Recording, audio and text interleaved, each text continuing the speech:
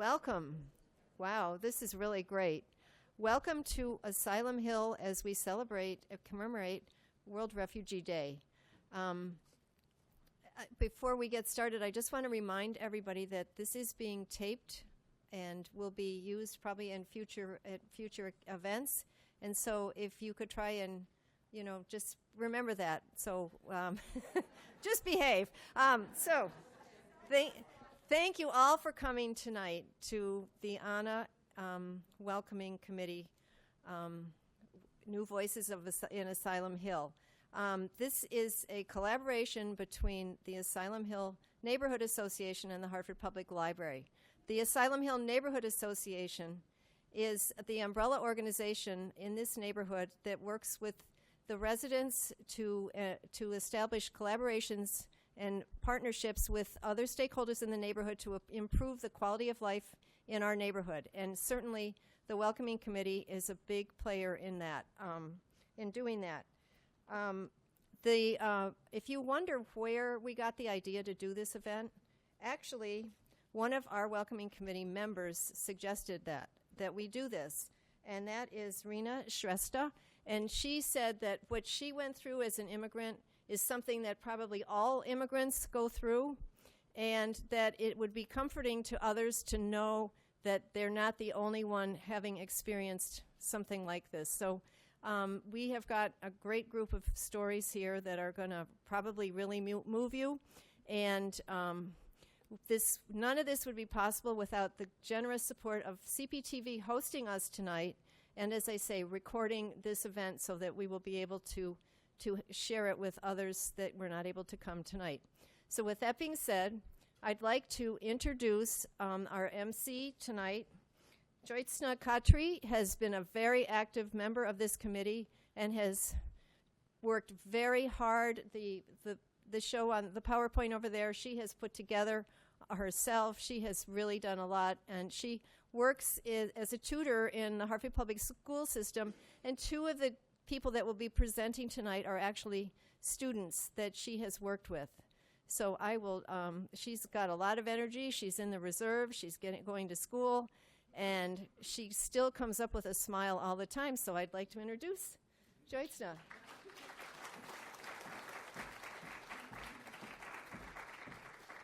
Thank you. That was very generous. And it's the National Guard, actually, not the reserves. All right. Good evening and welcome to the New Voices of Asylum Hill event. We are hosting this event to commemorate World Refugee Day. It is estimated that there are between 10 to 15 million refugees in the world.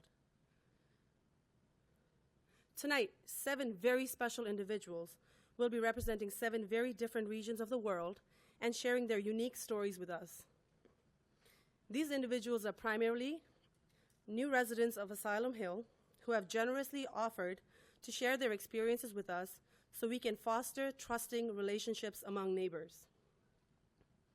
At least 20 different languages are spoken in the neighborhood, so we are hoping that next year we will hear more stories in additional languages. Tonight's stories are presented in a bilingual format, so we can have the privilege of listening to them in their native language and understanding the English translation. The translators in tonight's events are all members of the receiving community.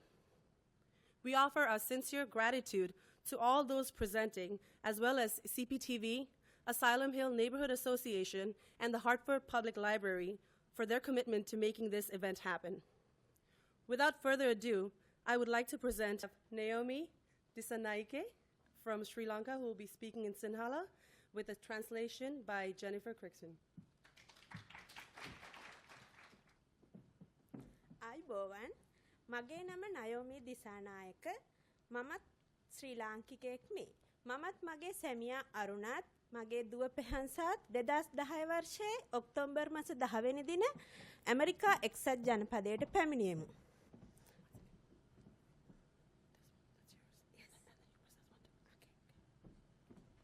ගුවන්පැය 25කට පසුව අපි මහත් තෙහෙට්ටුවෙන් සිටියත් අපේ අලුත් නිවහන වන America එක්සත් ජනපදයේ බලා ගැනීමට මහත් උද්‍යෝගයෙන් සිටියෙමි.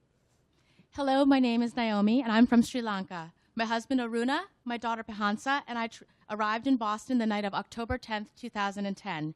We were exhausted after having traveled for 25 hours, but we were also very excited to finally arrive in the United States, which was to be our new home.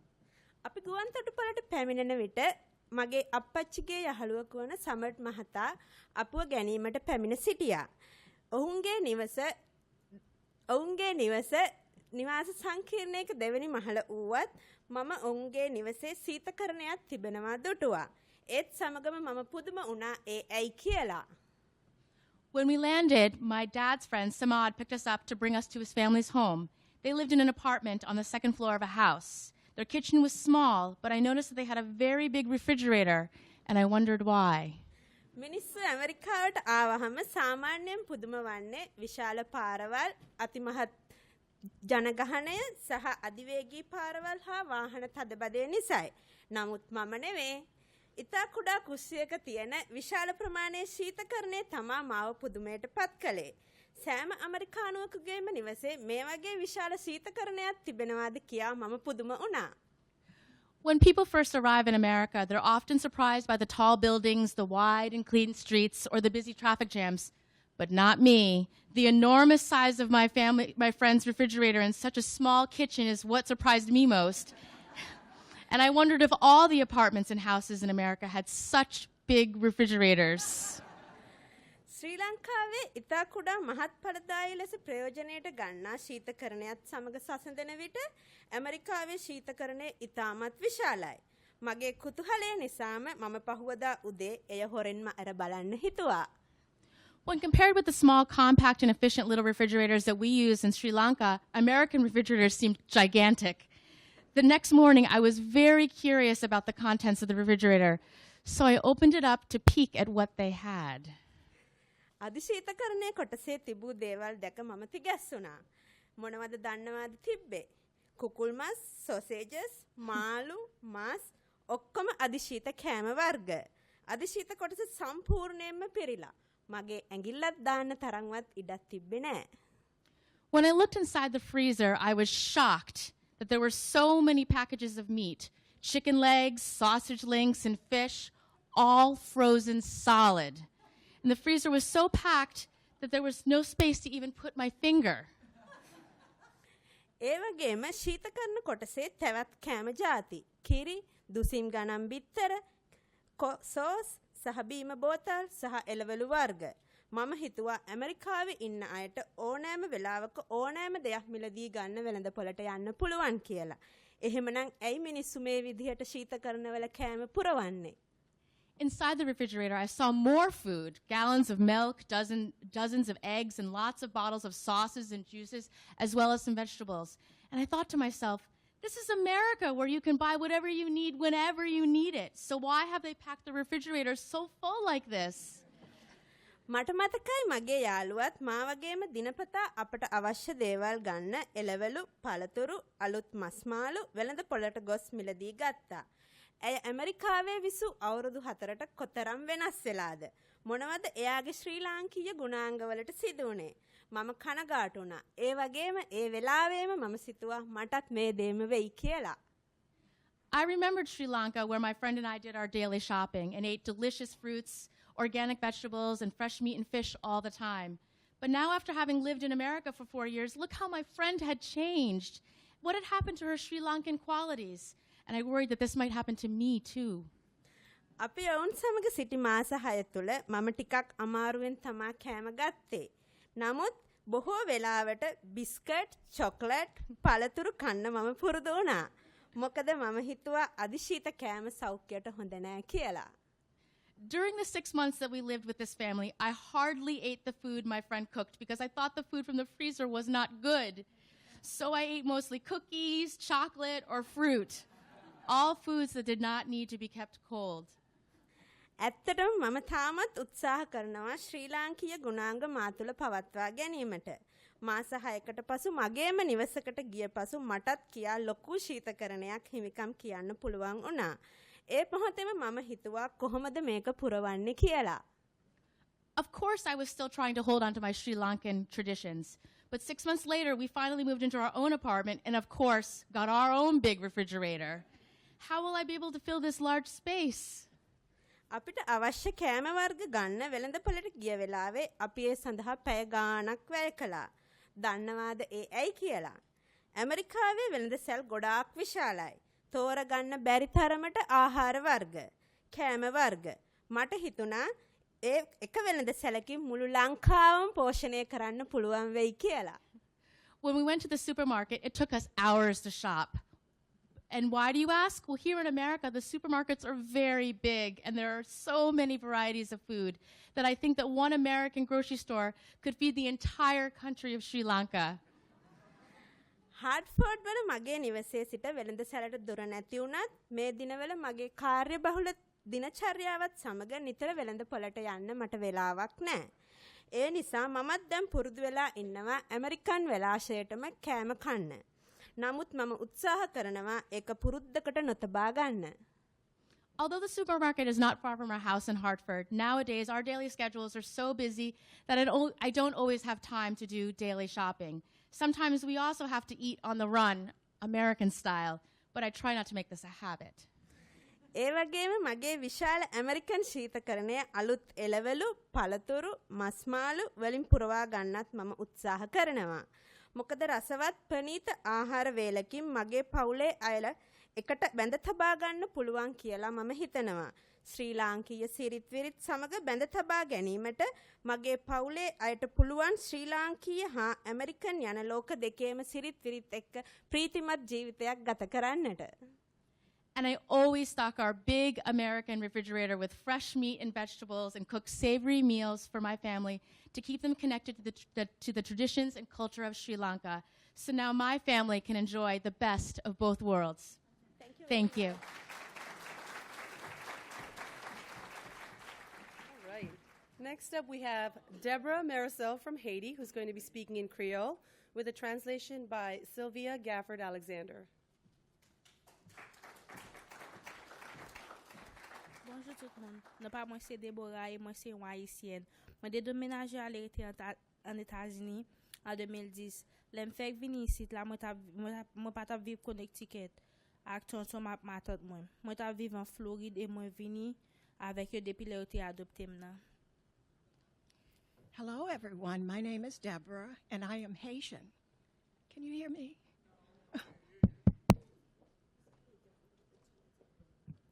This way? Can you hear me now? Okay.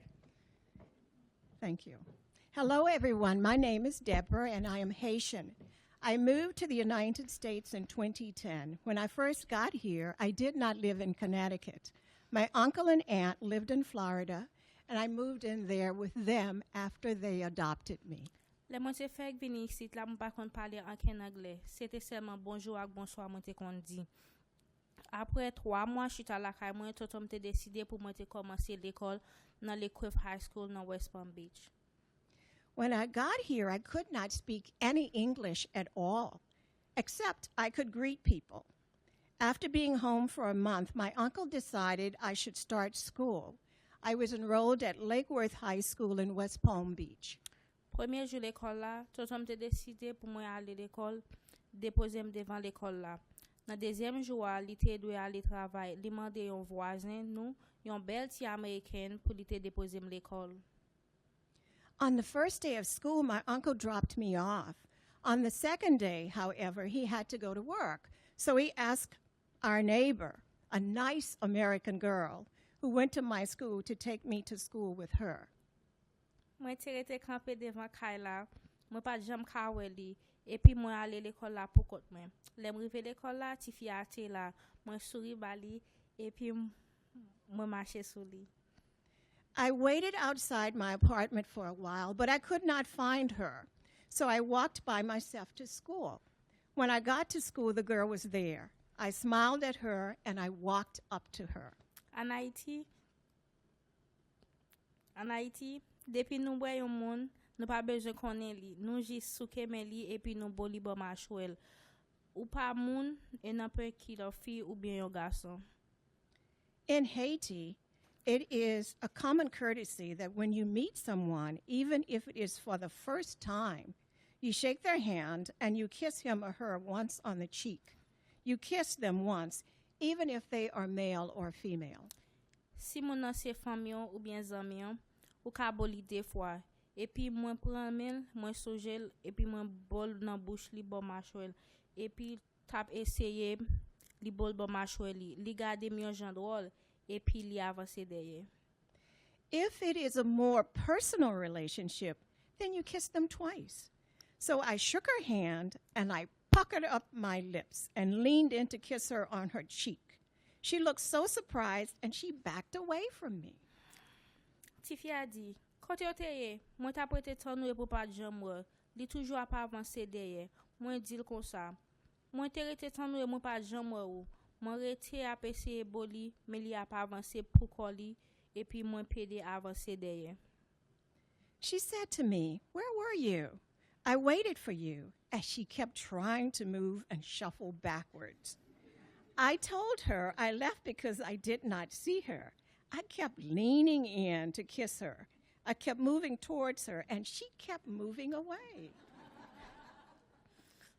Mwen pa jam ka kompren pou ki sa li tap pede avanse deye ya.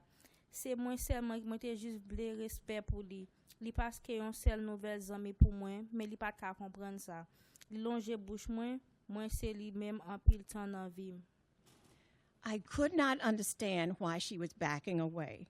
All I wanted to do was be very polite to her because she was now my new friend, and she did not seem to understand that.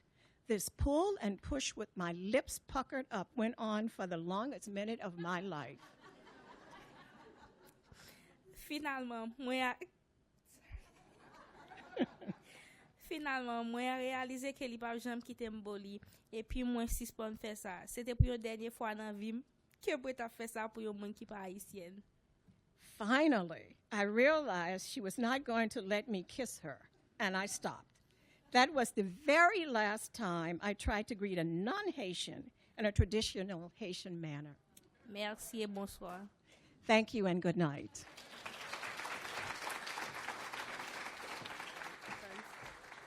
All right. Next up, we have Marcos Zavaleta from Peru, who's going to be speaking in Spanish with a translation by Leticia Coto. Muy buenas tardes, señores y señores público en general. Good evening, ladies and gentlemen, and to the public in general. Mi nombre es Marcos y soy inmigrante peruano que ha pasado por mucho en mi vida nómada. Pero no vengo a hablar de mí, sino de una persona maravillosa, madre, hermana, nieta y mejor amiga. Se llama Larpoepao. My name is Marcos, and I am a Peruvian immigrant who has been through much in my nomadic life. But I did not come here this evening to talk about myself, rather about a wonderful person who is a mother, sister, granddaughter, and my best friend. Her name is Larpoepao. Viene de un país llamado Birmania, que pasó y está pasando por una crisis continua contra la comunidad étnica Karen. Ella fue refugiada por 12 años. Vivió una guerra viendo morir a muchas personas frente a ella. Lar comes from Burma, which has experienced and is still experiencing an ongoing crisis between the Burmese military and the ethnic Karen community. Lar was a refugee for 12 years and lived through war and witnessed people dying right in front of her. Como hija mayor, enfrentó el maltrato de un padre con problemas de alcoholismo y tuvo que sacar adelante a sus dos hermanas menores trabajando en lo que encontrara, trabajo fuerte de campo, construyendo casas de bambú y sembrando. As the eldest daughter, she suffered mistreatment by her father who had alcohol problems. Lar had to rescue her younger sister by taking any job she could find, constructing bamboo houses or planting seeds out in the fields. Tuvo que emigrar a Tailandia para mantener a su familia con solo 20 años de edad. Ya era cabeza de familia. Luego regresó a Birmania con un hijo bajo el brazo a seguir luchando por un futuro mejor. She had to emigrate to Thailand to keep her family together, and at 20 years of age, she was the head of her family. Later, she returned to Burma with a baby son under her arm and kept fighting for a better future. Llegó el momento de salir a los Estados Unidos y fueron saliendo casi toda su familia. Los tíos, tías, primos, hermanas, todos recibieron la visa de inmigrantes, pero para colmo de males, su abuela quedó hemipléjica, burla del destino, así que ellos tres continuaron en Birmania. The moment came when family members had the chance to leave the refugee camps for the U.S. Lar's uncles, aunts, cousins, and sisters all received visas except for Lar and her grandmother, who was paraplegic. What a cosmic joke. The two most deserving women did not receive visas. Por fin llega ella a Connecticut con su maleta llena de ilusiones. Después de 1000 penalidades, ella, su hijo y su abuela se establecieron su residencia en Hartford. Finally, Lar arrived in Connecticut a year later with her suitcase full of illusions. After so much suffering, Lar, her young son, and grandmother resettled in Hartford. Para mi suerte, poco tiempo después llega a trabajar a la panadería central del Dunkin' Donuts, donde yo laboraba. Ahí la conocí, pero ni caso me hacía.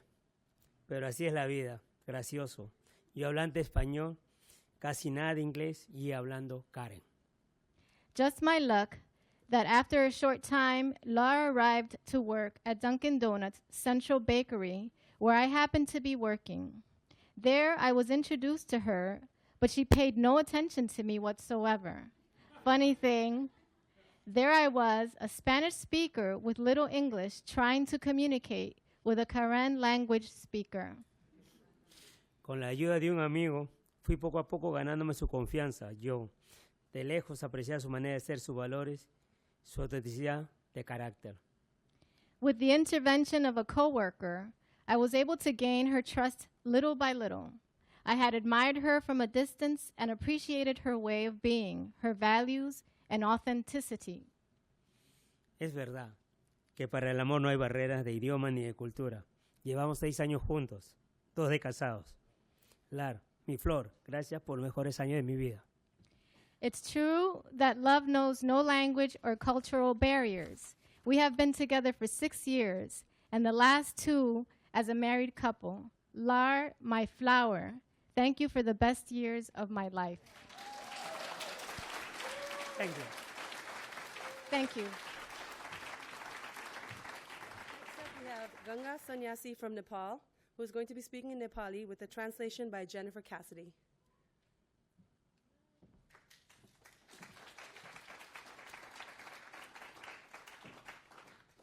नमस्ते, मेरो नाम गंगा हो। म नेपालबाट आएको हो। म यहाँ भुटनी शरणार्थीको रूपमा आएको हो। म यहाँ आएको 4 वर्ष भयो। म यहाँ आउँदा मेरो पुरै परिवारसँग आएको हो।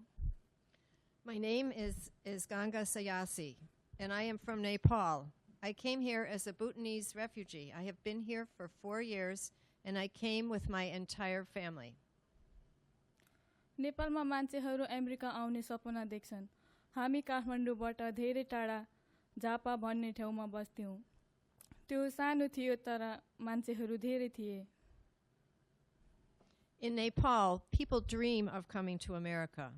I lived in a refugee camp called Belangi 2 camp far from the capital, Kathmandu. We lived in a small camp that was crowded with thousands of people.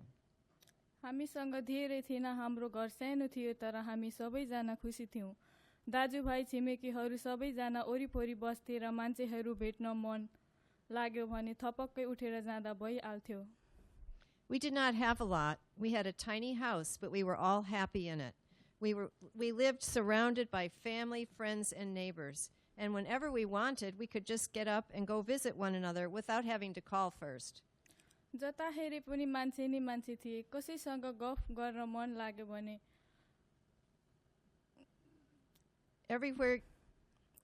जता हेरे पनि मान्छे नि मान्छे थिए। कसैसँग गफ गर्न मन लाग्यो भने भेट्न मन लाग्यो भने छानी छानी गर्न मिल्थ्यो। जता गए पनि बच्चाहरू खेलि नि रहेका हुन्थे अनि आमा बुवाहरू सबै बाजेहरू चिया खाँदै बसिरहेका हुन्थे। Everywhere you looked, you found friendly people. If you wanted to have a conversation with someone, you had your pick of who you could converse with. Everywhere you went in the camp, you would find children playing, mothers sitting outside, and the elders sitting on the verandas drinking milk tea. एक्लै हुने त परिस्थिति र समय कहिले आएन। म सधैँ मान्छेहरूसँग बस्थे। अरू मान्छेहरू बिना जिन्दगी कस्तो हुन्छ भनेर सोचेकै नै थिइनँ। There was never a situation or an occasion for one to be alone.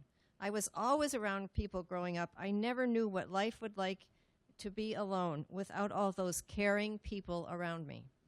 America आएर एक्लोपनाको अर्थ पनि थाहा भयो। After I came to America, I came to know what loneliness was all about. खुसीले बौलाएर म मेरो आमा बुवाको पछि लुकी लुकी आइपुगे। यहाँ आइपुगेको दिन म धेरै आत्तिएको थिएँ। अमेरिकाको बारेमा कति कुरा सुनेको थिएँ। अमेरिका स्वर्ग जस्तो राम्रो र सफा छ भनेको सुन्थे। Going mad with happiness, I came to the United States, hiding behind my mom and dad. I was so nervous on the day that we came to the U.S. I had heard so much about the U.S. Everyone had told me America is like heaven. Everything is nice and clean there. America असाध्यै विशाल लाग्यो। बाटोहरू कस्तो सफा र राम्रो रहेछ। सबै कुरा असाध्यै राम्रो थियो। तर 2 दिनपछि म बाहिर भए जस्तो लाग्न थाल्यो। बाटोमा गाडीहरू हरेन बजाउँदैन थिए। यहाँ गाडी मान्छे सबै आवाज ननिकाली चल्छन्। What I found was that America was huge. Yes, everything was clean and nice. But after about 2 days, I started to feel like I was going deaf. Cars did not honk their horns as they drove by. People walked quietly without saying hello. म मान्छेहरू हेर्न झ्यालमा गए तर कोही मान्छे देखिन। छिमेकीहरू कुरा गर्न आउँछन् होला भनेर पर्खे तर कोही आएनन्। I would go to my window to do some people watching, but there was nobody walking by for me to watch. I waited for my neighbors to come and chat with me, but nobody came. एक दिन मेरो परिवारसँग लुगा किन्न बजार गएको थिए। बल्ल मान्छे देखे। कति धेरै मान्छे थिए तर हल्लै थिएन। मान्छेहरू आफ्नो आफ्नो मध्य स्वरमा कुरा गर्दै थिए। काने खुसी गर्छु भनेको खै त्यो पनि मिलेन। One day I went to the department store with my family to buy some clothing. I was so excited to finally see some people. There were so many people, but there was so little noise. People were just talking among themselves in low, hushed voices.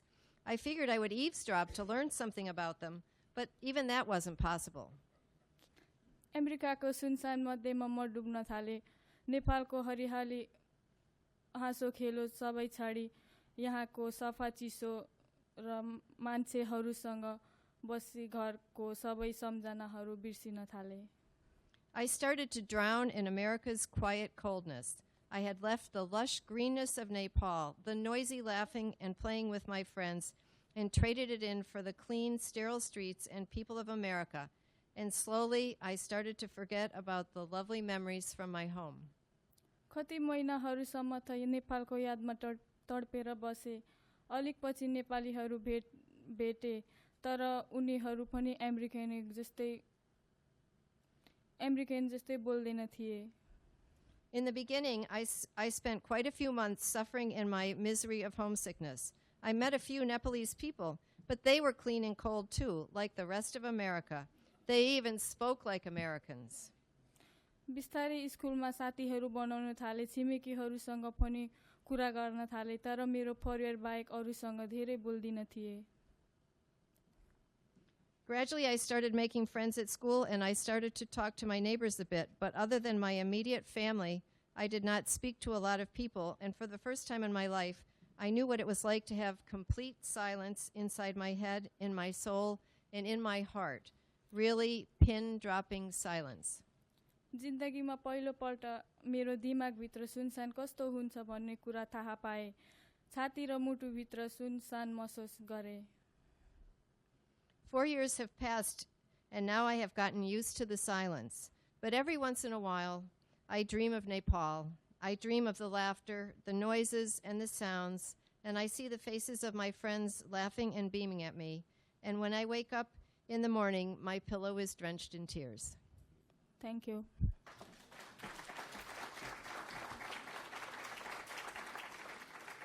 Okay, next up we have Rosalind from Burma, who's going to be speaking in Karen with a translation by Kay Stark. mi me Rosalie yo plata pet to kuya nui sita ni talo kopyo to the water is a jicosa and your cosa bunilla. You moi part pan me where dot do poge, who have blue the war bodo, you got cosanilla. My name is Rose Lin. I was born in 1973 in Burma, in Saiji, Karen State. My parents are Tata and Page. We lived in Palu village at the border of Thailand and Burma. Payeta o Queenie Cap, your to Todd do money where pollute the war, Dobabasino too, your cobu. Le yokopu koplo your to man maloma boy baganyo lula to the nude park on. When I was 9 years old, the Burmese army came to attack our village due to the fact that the Karen ethnic community has been targeted by the Burmese military government for decades because the Karen people wished to retain our cultural identity and heritage. But the Adola, Tasuti Onya, Maloba, Mahama Guibuek, and your Lula Tanita Paba, Amenya, Ta Gota Ke Oto Dodomuko, Babasi Puplebata the Mula, Gobu, Le Yoko, Gosabunilla. We did not want to be absorbed into a way of life that was against our values and traditions. Danger was all around us, and we had to flee to Thailand. Pemas to Tokuya Hosikui, Paketawa Bakoba Kepola Moka de Wanilla, Babakoba Kepoka Dene Odo, Tatuba Koba La Losata Kora de Susula, Tau Mula de Wabune, Bakoba de Wabune Lora Dida Watu Quapola Ola, Hobutola. In March 1989, we came to the refugee camp in Thailand and became refugees. Becoming a refugee is an experience painful to describe. Refugees' lives were like prisoners in jail. Po Pemoka, ye to see we pet Tokuya Quisiqui, Yo Babamumba Dadapa, Tuwasu, Degawa, Opia, Mela with the Hinepa Munda, Tabita but Nilaba Honilla, Lucky Canyotu, Mimela Cobra, Canyotu Dop, Payotu Dolada Permuna, Mime Canyo, Bacoba Kahikola, or La Taplita Purpula. 10 years later, in 1999, Thai authorities said that we had to move to another camp in Thailand because the Thai government could no longer protect us or ensure our safety. We were too close to the border, and the Burmese and Karen armies were still fighting. It was very frightening for the thousands of Karen families living there. You top what are you are Josape, Hikitoni, Po Peba Goba Kede Wabu and Honikaka, you top with the Pep Ola de Bakoba Kepu Segato, Paku Pikuma, who are Dalla de War, Claire de Bubab, or Taumula, Bata Pokiwa, Dodomula. In the year 2000, I married Hyo Saw. After we were married, we continued living in the refugee camp for 8 more years, and we had 3 children. When we lived in the refugee camp, we could not go outside to find work or get extra food. We had a very restricted life. Baba Omunda le Bomus Pugrohinolopagi Cotita le Miwada Huta, so Bear Ita Donya Udapanilo, that they the panit a law all the Bogoba, but the neo also got Pitanya, daughter Larpaba, to me, but we order Babaha Toletakler, Babaha talk who all their work law. We survived because the United Nations gave us the basics, such as rice, salt, oil, beans, and fish paste. This food was not adequate for us, and we never got to eat vegetables or meat. When we were hungry, we had to sneak out of the refugee camp to search for food. Let their work letter, Yobamumba that party, but a power, Mabella Gubuto, the Obese, Mab Obese Lepagamea, Mameskawa Dito, but they were polar at it, Hatokuada Takla to the Buddha. The Thai authorities would catch us and punish us.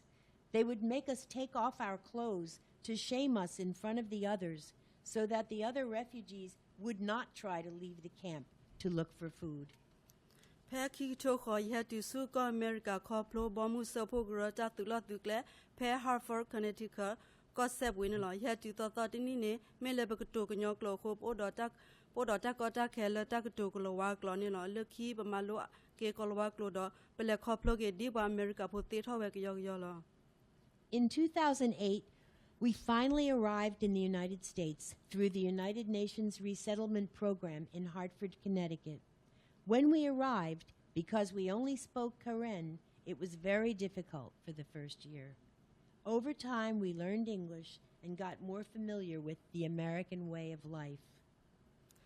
ยะติเพอียโอดอจัตโตขี้คาจะยะโดเลยยโพเตรภาคโดเนบาจักุบากุเตเลบตอทอขี้ตุแมเวเตกุบากุเตทอเกดอเวเตกเกลอนุลอสุกญอกอเซปูมาสเกกญอโพลาโอบัตตุบาเตตาลอันนี้อาเยเตเตรภาก็ลอ When I arrived here, I had two goals.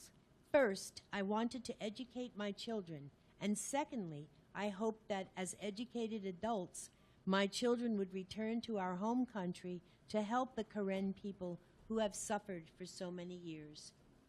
แพ้ยนอสิคายาดอยโมยปาเตรภาบาปลีปยอตุละอมาติบัวกญอโพเตรภาโปกดอละเดวปูอานีอาลาบาปลีดอยอตุละปะวาละจามาปลีมาผูพอคนนี่ลอ When I was young, my family and I were afraid of the Burmese army because they killed our Karen people. After living in the camps for so many years, we became afraid of the Thai soldiers because they intimidated us and made us live in constant fear. แค่อียาดอยปะฮิโพโคโพโอบาเลจัตเบลปูแต่หญาอียโดนิบาตาเควตายาเลยกโตซิบลูซิโพเกกออเมริกาโดดอที่ก็บ่มุเซพวกเรละโอทอนิกว่าแกลและบกตุทอปตาโอมูสุญาตอดปตอกอนลอ Now my family and I can live freely. This evening gives me an opportunity to thank the United States government and the United Nations for opening a door for us to start this new chapter of our lives. Thank you.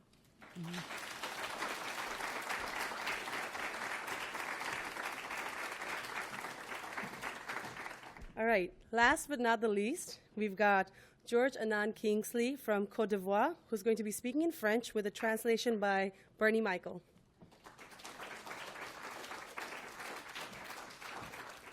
Pourquoi un artiste, enseignant, écrivain, activiste pour les droits des enfants a eu besoin d'être infiltré de la Côte d'Ivoire, vous devez vous demander.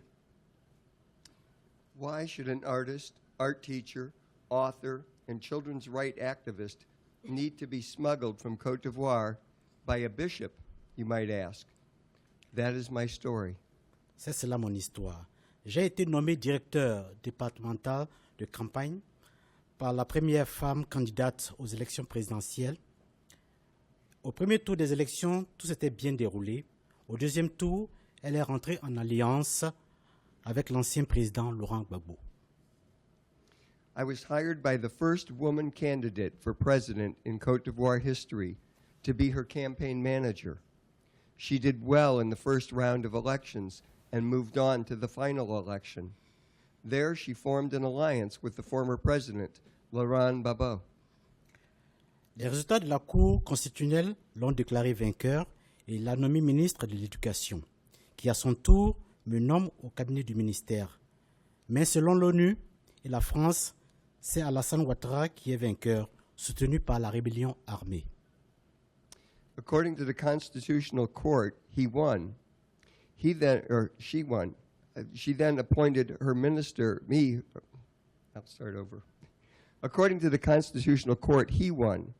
He then appointed her Minister of Education, and she in turn appointed me Deputy Minister. But according to the UN, France and Alassane Ouattara was the winner, and he was backed by a rebellious army. La guerre civile post-électorale s'est déclenchée. Au même moment, je tombe malade. Je pensais au paludisme, mais je suis diagnostiqué d'une insuffisance rénale. Malgré ma nomination au cabinet, je ne pouvais me rendre à mon bureau parce que hospitalisé. Civil war ensued, and at the time I became ill. I thought it was malaria, but it was later diagnosed as kidney failure. So despite being the Deputy Minister of Education, I could not report to my office because I was in the hospital. Armed men searched the hospital on 5 occasions looking for me, but thankfully the doctors hid me each time. Les hommes armés ont fouillé l'hôpital à 5 reprises et à chaque fois les docteurs m'ont caché. La guerre civile a rendu les dialyses, les médicaments et ma liberté impossibles. Je ne pouvais plus rester. Heureusement, un ancien frère du séminaire, devenu évêque, a accepté de m'exfiltrer pour le Ghana. Dès que j'ai mis ma famille, mon fils et ma femme en lieu sûr, j'ai quitté. The Civil War made dialysis, my needed medicines, and my freedom impossible. I could no longer stay. Fortunately, a former schoolmate in the seminary was now a bishop, and he agreed to smuggle me to Ghana. As soon as I secured a safe place for my wife and child, I left. Toutefois, les voitures en partance pour le Ghana étaient arrêtées et fouillées. Le véhicule de l'évêque, avec moi habillé en prêtre, passait sans problème. Even though all the cars to Ghana were being stopped and checked, the bishop's car, with me dressed as a priest, went safely through. Il m'a descendu à la frontière en me donnant $100 pour continuer mon trajet à Accra.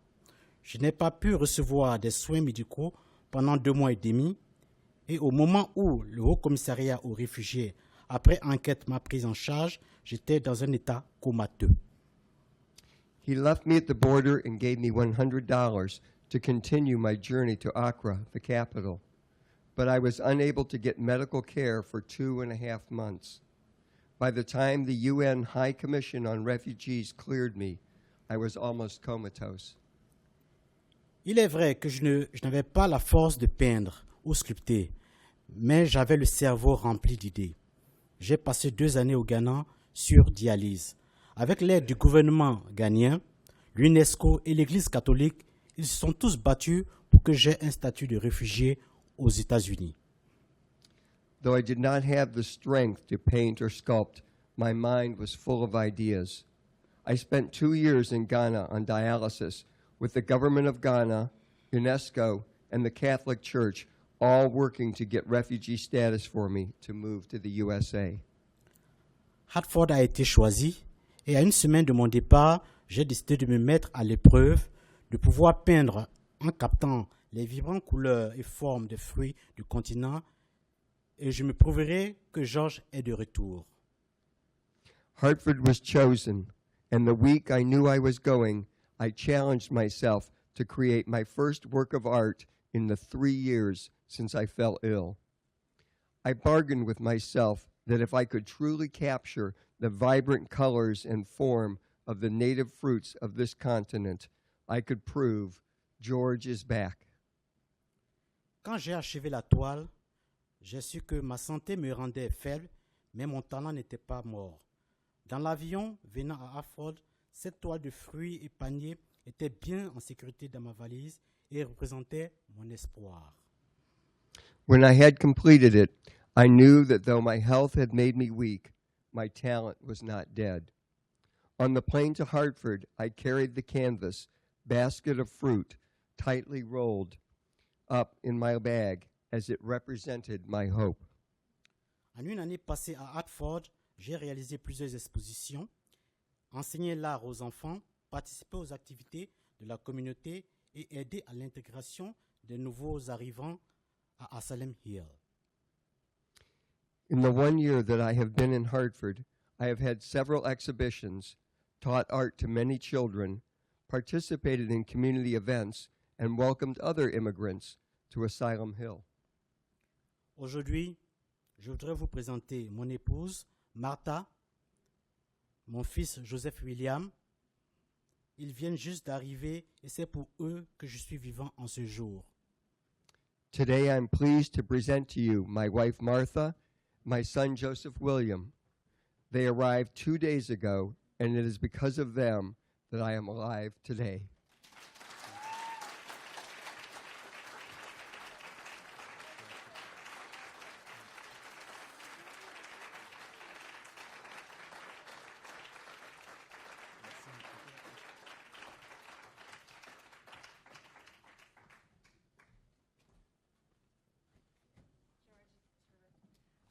Good evening. Really, thank you to everyone for making us laugh, cry.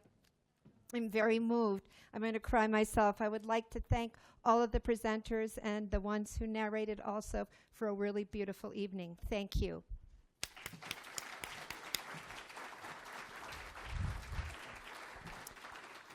I'd like to thank Jatsna for her wonderful emceeing.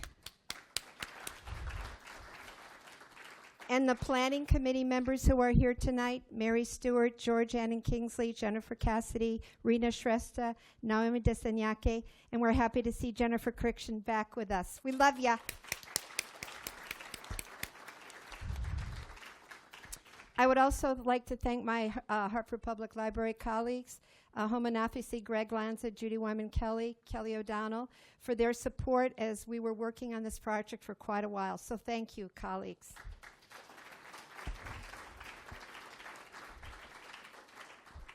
Many of tonight's storytellers are members of the Welcoming Committee. We have a shot there of the Welcoming Committee. And we meet the fourth Thursday of every month at the Mark Twain Library branch from 5 to 6:30. We would love it if you would join us. We're going to be meeting all over the summer. And we talk about concerns for the receiving community and the immigrant community, things in the neighborhood that we want to work on, things that we want to make better. So please join us. You are more than welcome. And then these. Okay. In closing, I'd like to call your attention to this little piece of paper that we've passed out tonight, that this will give us an opportunity. Hartford Public Library and Anna are partnering on this little workshop series over the summer. And in these workshops for each month, we're going to be looking at and learning insights into the Karen culture, the Bhutanese culture, and also those of African nations. I think we have a lot to learn when we look at people in the street and we say hello. And really, it's a way to learn about one another. And tonight, I really send my appreciation to the audience for being such a great audience. I hope you have a wonderful weekend and enjoy the beautiful weather. Thank you. Do you want to say?